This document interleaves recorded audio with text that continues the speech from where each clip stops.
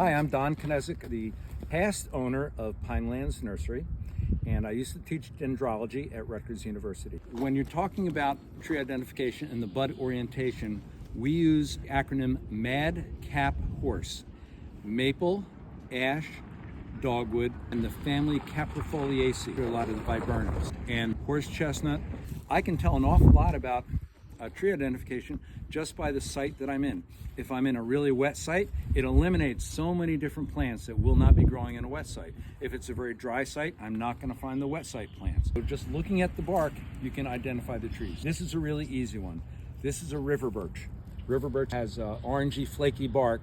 It's very, very easy to identify. Here is a sweet bay magnolia, and you can see these stems are really green, and they maintain this when they're young. But as they get older, the branches tend to get darker, with the exception of the very tips. The tips maintain that green color. So this is a great way to identify a plant. If I see a plant with green twigs, I can narrow it down to 2 or 3 different species. This is a pin oak. Now, I can look at pin oak various different ways to identify it. One really easy way in the winter is that pin oaks tend to maintain their leaves. They hold a lot of these dead leaves, and that's known as a cone of juvenility. A mature pin oak also has a lot of descending branches. They hold onto the branches for a long, long time. They don't fall off like other oak trees. Is an American elm. It's not quite old enough, but in a mature American elm, when you cut just slightly into the bark, you'll see there's brown bark and there'll be lighter colored bark. So it's like dark coffee and light color. So you're not really seeing it that well here because this tree isn't quite old enough, but that would be a characteristic of it. Another tree that has characteristic inner bark would be a black oak. If I were to take my knife and just core a little bit into a black oak, the inner bark is going to come out orange. If I did that to a red oak, it's going to come out white.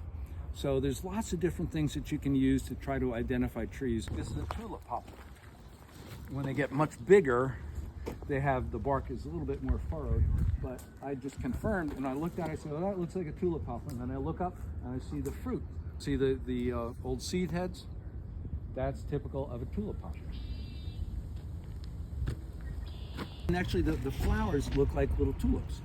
They're very pretty flowers, and the bees love them. This is a black gum, and one way to tell a black gum is to look at the branching structure, and if you look all the way at the very, very top, you'll see a lot of the branches are coming out at right angles to each other. A lot of times the trees are going to come out at more acute angles, but the black gum, they come out at right angles from each other. Here's a red maple. I could tell this is a red maple from a good distance away by the bark. That's typical red maple bark, a little bit on the flaky side, but I look up and I can see that the branches are opposite. And this time of year, in the late winter, early spring, the buds on red maple really start to swell. So you can see that buds are very, very red. Another plant that you can tell a mile away just by looking at the red buds. They're gonna bloom soon. Another good pollinator source. This is a young black cherry, or actually it's older, but it's sprouted up. But a really great way to confirm that it's black cherry is to taste it or to smell it. It's distinctive. Most trees don't have that. I learned that as a bitter almond smell. And you can taste it. It tastes a little bit like bitter almond. So here I look at it, and I say, okay, I'm not looking at the bark because it's not old enough to show the good flaky bark that a black cherry would have. But it kind of looked like might have been a black cherry. And I look at this branch here, and they have lenticels. Those are these little horizontal striations in the bark. Those are called lenticels. And I say, boy, that looks like a black cherry. Let me just be sure. So I smell it, black cherry. I'm looking at this one with red twigs. And there's a couple plants around here that will have red twigs. One is called a silky dogwood, and the other is a red twig dogwood. I said, gee, it kind of looks like silky dogwood, but you know how I'm going to confirm it? If I look at the pith, which is the inner bark,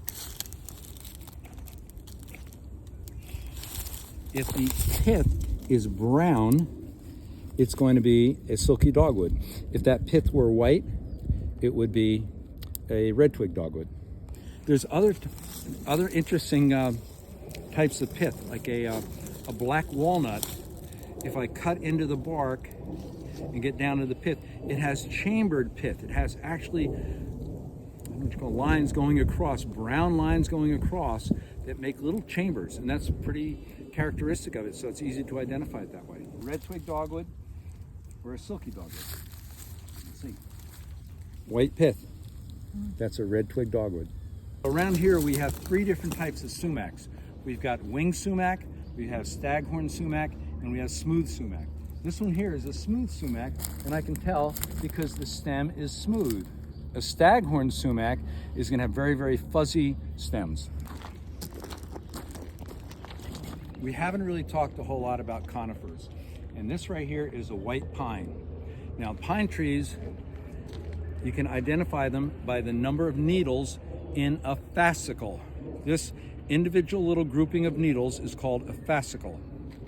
And if I open it up, you can see that there's 5 needles in that individual fascicle. If it was a pitch pine, it would have 3 needles. If it was a shortleaf pine, it might have 2 and it might have 3. A Scotch pine, a red pine would only have 2. So that's an easy way to tell your pine trees apart. This is a winterberry holly. It was easy for me to tell just by looking at the remnants of the red fruit. And a few months ago, they'd been loaded with red berries. The birds like to eat them and some of them fall off, but this is a really nice plant. Likes to grow where it's wet, an American hazelnut. You can tell by the catkins. That's the male flower. Something funky's going on with these catkins. Why? I've never seen that before. Yeah, they're branched catkins, yeah, interesting. And also, if you look at the orientation of the stems, there's lots of shoots coming up.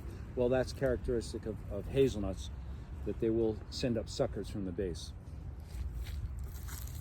This is musclewood, Carpinus caroliniana, and the way I identify it is by the bark. Very smooth, gnarly stems that kind of look like mussels, and that's where it gets its name, musclewood. Now this is a pitch pine. Pitch pines have a little bit different form than the white pine, and as I mentioned before, the pitch pine has fascicles of 3 needles in a fascicle. So if I look at this tree and I see the 3 needles, it really narrows it down to what it can be. There's a few other pine species that might have 3, but most of them are southern species. So this is a pitch pine. You can also tell a lot about tree identification just by the cones on pine trees. A white pine is going to have a long, cylindrical, smooth cone, and this is going to have a rounder, very sharp cone with little bristle tips that actually you can kind of hurt your hand a little bit with it. This is a pawpaw. Pawpaw is a wonderful local native fruit, beautiful, large, fleshy fruit that are prized by some people and hated by others. And if you look closely, you can see these round fuzzy buds. Those are going to produce fruit. And if you look at some of the other buds in here, these buds are going to produce leaves. But we love pawpaw. I'm a type of person who really likes to eat pawpaw. And pawpaw also spreads underground.